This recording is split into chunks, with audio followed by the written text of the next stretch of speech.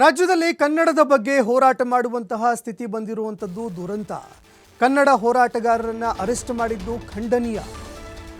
ರಾಜ್ಯ ಸರ್ಕಾರದ ವಿರುದ್ಧ ಮಾಜಿ ಸಚಿವ ಕೆಎಸ್ ಈಶ್ವರಪ್ಪ ವಾಗ್ದಾಳಿ ನಡೆಸಿದ್ದಾರೆ. ಕಡ್ಡಾಯವಾಗಿ ಕನ್ನಡ ಬೋರ್ಡ್ ಹಾಕಲು ಘೋಷಣೆಗಳನ್ನು ಕೂಗಿದ್ದಾರೆ. ಹಿಂದೆ ವಾಟಾಳ್ ನಾಗರಾಜ್ ಅವರು ಕೂಡ ನಮ್ಮ ಸರ್ಕಾರ ಇದ್ದಾಗ ಹೋರಾಟವನ್ನ ಮಾಡಿದ್ರು. ಬಿಜೆಪಿ ಯಾವತ್ತೂ ಕೂಡ ಹಿಂಸೆಯನ್ನ ಒಪ್ಪಲ್ಲ ಅಂತ ಮಾಜಿ ಸಚಿವ ಕೆಎಸ್ ಈಶ್ವರಪ್ಪ ಕಿಡಿಕಾರಿದ್ದಾರೆ.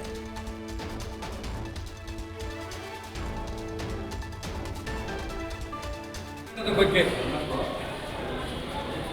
ಹೋರಾಟ ಮಾಡ್ತಿರೋಂಥ ಪರಿಸ್ಥಿತಿ ಬಂದರೂ ತುಂಬ ಆಘಾತ ತಂದಿದೆ. ಇದನ್ನು ಪ್ರತಿಭಟನೆ ಮಾಡಿದಾಗ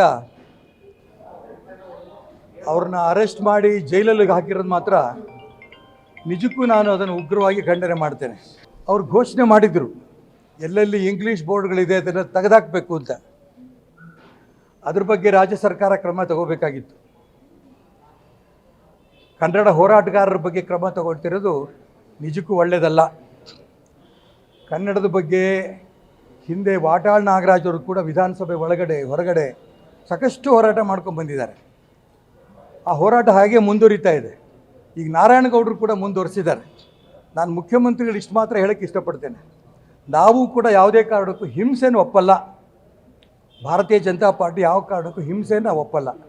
ಆದರೆ ಅವರು ಕರೆದು ಹೇಳಿ ಎಲ್ಲೆಲ್ಲಿ ಈ ರೀತಿ ಈಗಲೂ ಕೂಡ ಇಂಗ್ಲೀಷ್ ಬೋರ್ಡ್ಗಳಿದೆ ಅದನ್ನು ಕಿತ್ತಾಕಂಥ ಒಂದು ವಿಶೇಷ ವ್ಯವಸ್ಥೆನ ರಾಜ್ಯ ಸರ್ಕಾರದಿಂದಲೇ ಮಾಡಬೇಕು ಅನ್ನೋ ಒತ್ತಾಯವನ್ನು ನಾನು ಈ ಸಂದರ್ಭ ಮಾಡ್ತೇನೆ. ಕನ್ನಡ